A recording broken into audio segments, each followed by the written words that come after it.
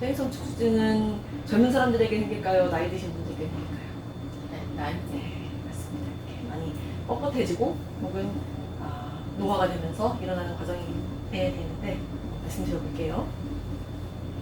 대체로 증상이 뒷목이 뻐근하고 움직이는 각도가 조금씩 떨어진다. 목이 잘 뻣뻣해서 잘 움직이지가 않는다. 그리고 항상 피로감이 있다. 이런 식으로 말씀하시는 경우가 많으십니다. 원래 정상적인 척추뼈는 목뼈는 이렇게 네모 반듯하게 잘 이루어져 있고 경계가 굉장히 깨끗하죠. 그리고 디스크 높이도 잘 유지되어 있고 디스크 앞뒤 간격도 비교적 비슷하고요. 그런데 퇴행성 변화를 거치게 되면은 이렇게 뼈가 네모 반듯한 모양이 아니고 울퉁불퉁하게 변화가 되고 끝이 좀 뾰족하게 되고 골격이 자라게 됩니다. 조금씩 뾰족하게 자라게 되고 디스크도 간격이 많이 좁아져 있고 좀 울퉁불퉁해져 있는 것을 보실 수가 있죠.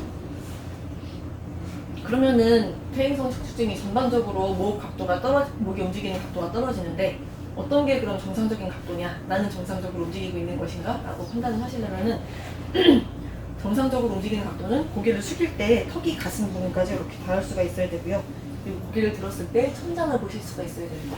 그리고 옆으로 도는 각도는 40도에서 45도 정도 이렇게 여기는 죄송해요. 70도 정도 많이 돌아갑니다. 70도 정도 움직이고 조금 컨디션이 좋을 때는 90도까지 옆 어깨 라인까지 닿을 수 있을 정도가 되셔야 되고 옆으로 기울이는 각도가 40도에서 45도 정도 이렇게 움직이실 수 있어야 됩니다. 만약에 이만큼밖에 안 간다 하면은 각도가 떨어지신 거죠. 퇴행성 척추증의 경우에는 전반적으로 그 각도들이 떨어져 있게 됩니다. 주로 3단계로 퇴행성 변화가 이루어지게 되는데 이렇게 네모 반듯하고 간격이 확보되어 있는 상태에서 조금씩 요 디스크 간격이 좁아지고 점점 요 마짐이 울퉁불퉁하고 조금 보기가 안 좋게 되죠. 이렇게 척추들 사이 마찰이 굉장히 많아지면서 이렇게 닳기도 하고 그리고 골격이 뾰족뾰족하게 자라기도 합니다. 꼭 우리 몸에 굳은 살 생기는 것처럼 그렇게 뼈도 자라나게 됩니다. 그리고 이게 좀 더 심해지면은 나중에는 척추들이 거의 붙는 식으로 디스크가 많이 펴야되면서 거의 달라붙게 되고 이렇게 뼈들끼리도 좀 달라붙는 현상을 일으키게 됩니다. 요 퇴행성 경추증은 엑스레이 혹은 MRI로 다 보실 수가 있어요. 근데 MRI로 조금 더 척수 상태라든지 그런 것들을 자세하게 보실 수가 있는데 정상적으로는 이렇게 척추대 모양도 괜찮고 디스크도 괜찮고 척수가 이렇게 이어지는 길목도 굉장히 반듯하게 고속도로처럼 이어져 있는 것을 보실 수가 있죠. 그런데 퇴행성 변화가 일어나게 되면은 디스크들 사이 간격도 굉장히 불규칙하고 또 앞뒤 간격도 잘 맞지가 않고 뒤에 척수들이 이렇게 좁아져 있는 것을 보실 수가 있습니다. 요 뇌에서 척수가 이어지는 요 부분이 굉장히 좁아져 있는 것을 보실 수가 있죠. 요 퇴행성 경추증은 딱 요것만 떼놓고 질환이 있는 것이 아니고 디스크나 혹은 협착증 증상을 같이 동반하는 경우가 많습니다. 디스크가 터지거나 혹은 퇴행성 변화를 일으키면서 척추들 사이 간격이 좁아지게 되고 뒤에 신경근이 눌리는 증상이 생기기도 하고 그리고 이게 좁아지면서 뼈들 사이에 이렇게 가해진 마찰이 많아지겠죠. 그러면서 뒤쪽으로 골격이 자라게 되면서 요것이 척수를 누르기도 합니다. 그래서 신경병증, 저리거나 땡기거나 혹은 힘이 빠진다거나 그런 증상들이 나타나게 되는데 디스크에서 나타나는 신경근이 눌리는, 그러니까 저리저리하고 이렇게 불편한 증상이 더 도드라지는가 하면은 어떤 경우에는 힘이 좀 빠지는 게 조금 더 심한 경우도 있고 그래서 증상에 따라서 치료법을 조금씩 달리하는 편입니다.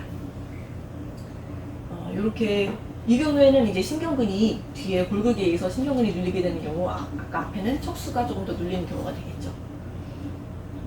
이렇게 퇴행성 변화가 있는 경우에는 꼭 건물이 낡아가는 것과 비슷합니다. 그런데 건물의 경우에는 이제 건물을 다 무너뜨리고 다시 새로 지으면 되는데 우리는 어때요? 다시 갓난쟁이로 태어나야지만 그럴 수가 없죠. 그래서 있는 상태를 집으로 따지면 보수공사를 잘 해주고 청소를 잘 해주고 리모델링을 하는 그런 과정처럼 우리 몸도 잘 치료를 해주고 평소에 스트레칭 같은 관리를 잘 해주시고 하시면은 또 잘 즐거운 생활을 영위해 나갈 수가 있게 됩니다.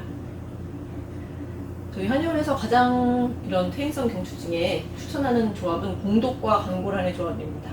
공독은 이제 국소 부위에 혈액을 굉장히 모아서 혈액이 모이게끔 해서 그 부분에 재생이 좀 더 빠르게 되도록 이렇게 도와주는 거고 강골환은 그 관절의 영양제 같은 개념이라고 보시면 되는데 굳어져 있는 근육을 풀어주고 그 주변 분의 영양분을 빨리빨리 더 많이 공급할 수 있도록 도와주는데 한 달 정도 드시게 되면은 아침에 일어났을 때 좀 뻣뻣한 거, 손가락이 뻣뻣하다, 목이 뻣뻣하다 하는 것들이 조금씩 풀어지시고 2달 정도 드시면 이제 통증이 어느 정도 가라앉는 것을 보실 수가 있는데 통증 호전도에 있어서는 약 80% 정도로 꽤나 높은 확률을 자랑한다고 볼 수가 있습니다.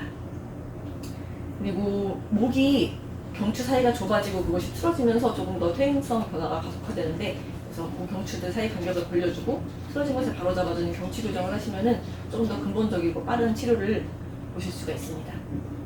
주경약침의 경우에는 신경근이 많이 눌려 있어서 이렇게 저리저리한 증상, 주로 근골격계 통증보다는 이렇게 신경이 눌려서 불편한 증상에 신경이 압박되는 것을 조금 더 풀어주고 그 국소적인 부위에 혈액을 좀 더 모아주는 그런 효과를 보실 수가 있습니다.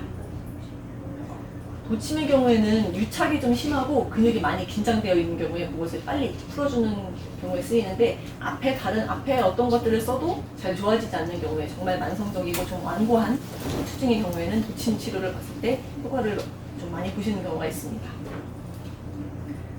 이렇게 내가 평소에 스트레칭도 좀 해보고 잠도 좀 잘 자보고 이것저것 건강기능식품 같은 것도 먹어보고 했는데 여전히 좀 목이 계속 뻐근하고 뻣뻣하고 불편하다 하시면은 어디로 오시면 될까요?